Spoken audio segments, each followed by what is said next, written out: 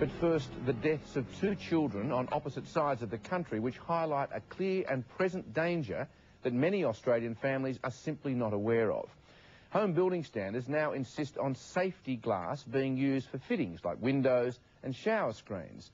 But houses built before that standard applied often contain potentially lethal hazards. It's heart-wrenching. I have never liked leaving my children in daycare, and I've always dreaded the phone ringing at work to tell me that they were sick or had a temperature or whatever. Like thousands of parents, Shelley Watts and Ray Suttonberg put their faith in a regulated system.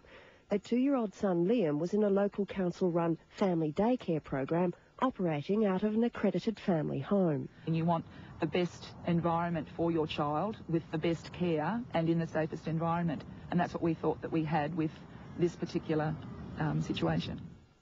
But on his 6th day in care at the home, tragedy struck. Liam fell off his chair and smashed through a glass window in the sunroom. He bled to death, his throat cut by a shard of glass. What answer have you been given from authorities? Well, we were told it was a tragically unique accident, and my answer to that was it was an accident waiting to happen. 3mm glass from top to bottom. It's unacceptable. We were given a false sense of security. Ray and Shelley have since found out there's double standards.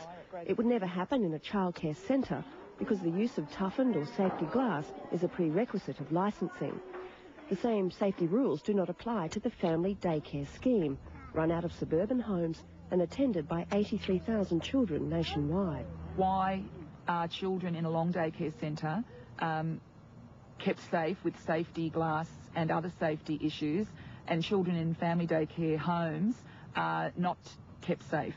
The carer here is too distressed to do an interview with us on camera, but she did say that she had no idea the glass in her home was unsafe and simply wishes somebody had warned her before this tragedy took place.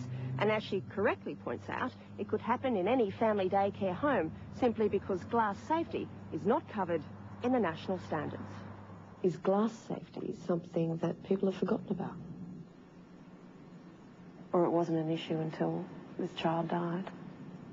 I've been in family daycare for 21 years, and I've never been known of a situation that has occurred in this case. I thought I'd bring it in and have a talk. Jo Comans is the Executive Director of the Family Daycare Council. We've worked with them on regs in the various states as well as our national standards, and it hasn't arisen. This sort of glass sliding door is what a lot of homes have. Are they safe? Depends on when it was actually installed. At the Child Accident Prevention Foundation, or KidSafe, Jennifer Duncombe has serious concerns about the lack of regulations covering glass safety in family daycare homes. After all, the use of safety or toughened glass is now part of the current building code for new homes. Since this tragic story, it's amazing how many people weren't aware that their own glass in their own homes was unsafe. So yes, it is surprising. How dangerous is glass? Glass is deadly. There's 2 types of glass. There's a glass called an anneal glass, which a lot of homes that were built in the mid-70s would have, and that sort of glass will actually splinter, not break into particles like the new toughened and laminated glass. And it's not just family daycare homes, it's every home, and many homeowners are in the dark. Last week, a 10-year-old Perth boy died when he fell through a glass shower screen. I believe that was just normal glass and it wasn't a safety glass. One of the things we find with working with KidSafe is the unfortunate circumstances that children have to get injured or die before they do something. But there is a cheap and effective solution. 3M offered to demonstrate how easily annealed glass will shatter into deadly shards. But for around $60 a square metre, a laminate like this safety film will toughen unsafe glass. The death of little Liam Suttonberg has already prompted the New South Wales Education Department to inquire about laminating glass in schools. And after our interview, the National Family Daycare Council announced they too will review glass safety. Yes, it's a tragic accident because we've lost our son. He's lost 80 years of his life. He was a beautiful, vivacious, articulate, verbal, loving little boy. And this accident should never have happened. No.